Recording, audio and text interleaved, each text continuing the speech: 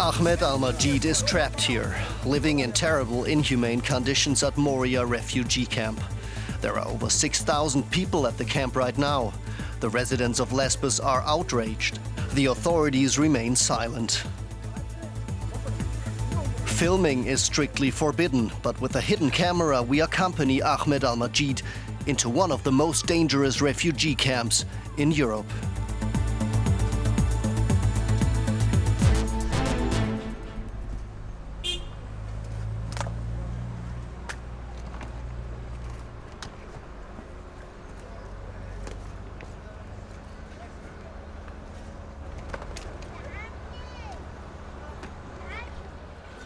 Ahmed Al-Majeed can barely move his fingers.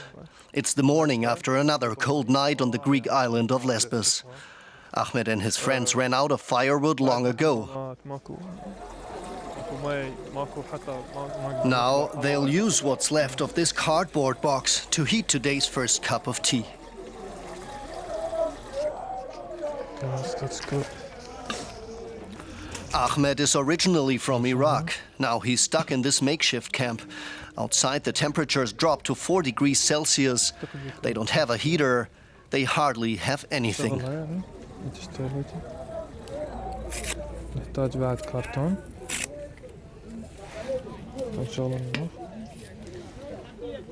We don't have electrical. We don't have a bathroom. We don't have a water for washing, for swimming, you know.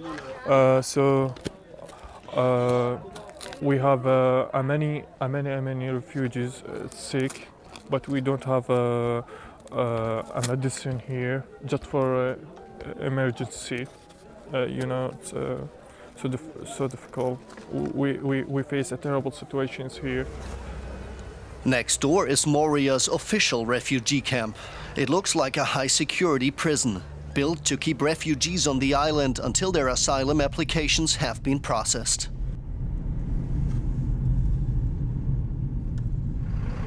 The camp is hopelessly overcrowded. The application process can last more than a year, and meanwhile, more people keep coming. Filming is strictly forbidden, so are journalists. But Ahmed wants to show us what's happening inside the camp, so we follow him with a hidden camera. Walk.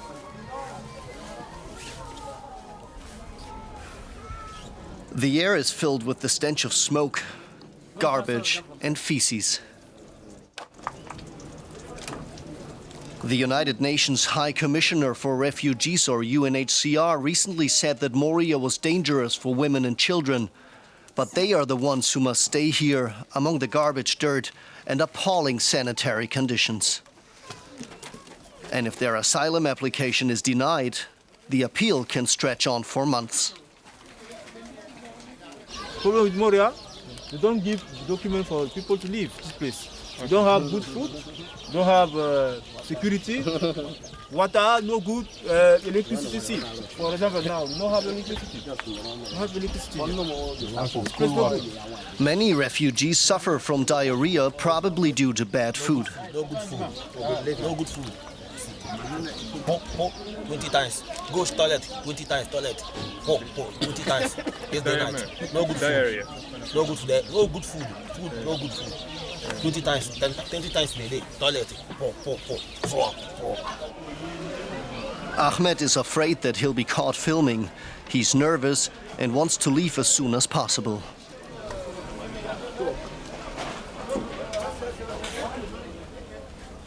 Look at this toilet. It seems a matter of luck that worse diseases haven't spread through the camp yet.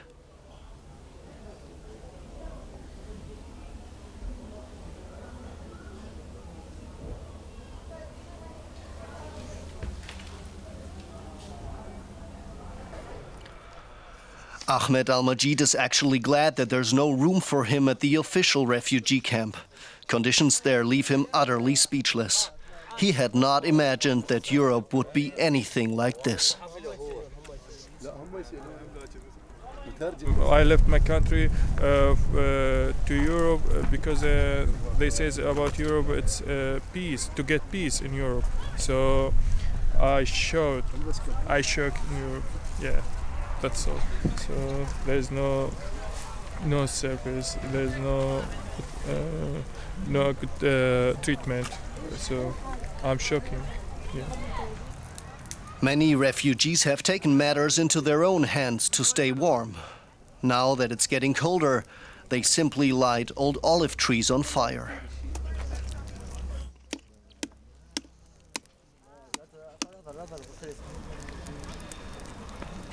These trees belong to local resident Stelios Kathiotis. When Stelios visits his field, he has to struggle to maintain his composure. Many of the trees have been burned. His family has been cultivating olive trees here for generations. Some are up to 300 years old. All these trees are burnt. There's nothing left. These trees won't grow again. They're finished. There were 120 trees and now there's only 4. And nobody cares. The authorities won't stop this or compensate us. Every night these people cut down the trees and burn them. Stelios shows us the hole in the fence where the refugees come and go. So far, the police have ignored his complaints about this situation.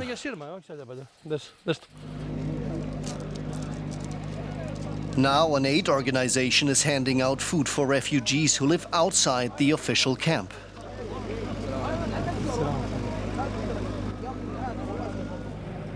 At least Ahmed hasn't gotten sick from this food yet, but he had to wait half an hour for a small portion. It's very full. You see, that's just one cheese, one plate for anyone. That's good. That's very just one. One plate, one cheese. That's my dinner. They don't give us water or something like that. Just bread and cheese. That's my dinner. For everyone. Yeah, they're fighting like that. Refugees say there are often fights over food.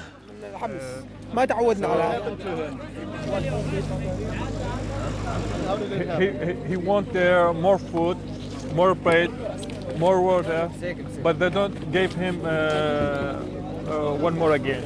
So that's not enough for him. Yeah, he wants to eat.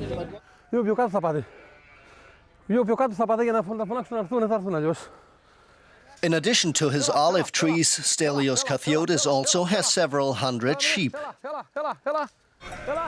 But hungry refugees keep stealing them. Stelios says they've already slaughtered more than 40.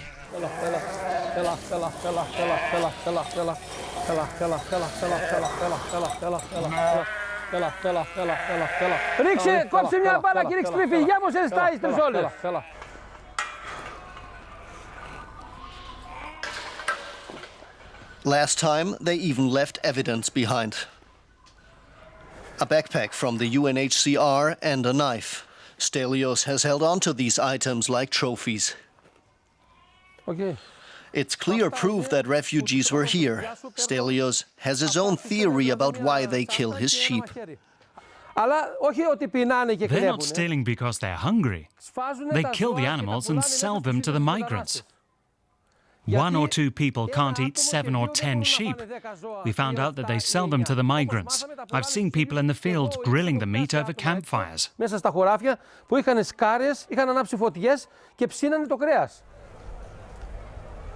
The village of Moria lies on a hill across from the refugee camp. It too is in a state of emergency. Stelios Kathiotis and other villagers meet here regularly to discuss various ways to deal with the situation. The local mayor, Nikos Trakelis, has just returned from talks with the Greek government in Athens. The news isn't good. We told the migration minister, Mr. Mouzalas, about the problems that we're facing and about rumors that even more housing containers are on the way. He confirmed that more containers will be brought, as many as it takes. We get no justice. The prosecutor told me that asylum seekers are protected by law, but we're not. And if I fire another warning shot, I'll go to jail. But refugees can do whatever they like. If things continue like this, we could soon have violent confrontations between refugees and local residents. Until now, we've been tolerant about theft and things like that. And we're lucky there's been no violence yet. But it's just a matter of time.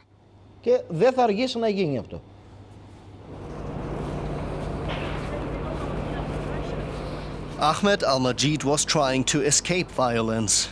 He doesn't want to be lumped together with those who break the law.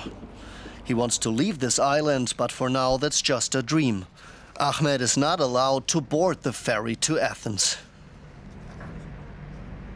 I waiting a decision, so decision don't come yet. So just waiting, like another refugees. They waiting for 8 months ago. They don't to travel. They don't let him. They don't let us to travel. So we're planning to escape from this island. To Ahmed Al-Majeed, that's still just an idea. But others already have concrete plans. Some climb over the fence at the ferry dock every evening. A last attempt to escape from an island that, for many refugees, has become a prison.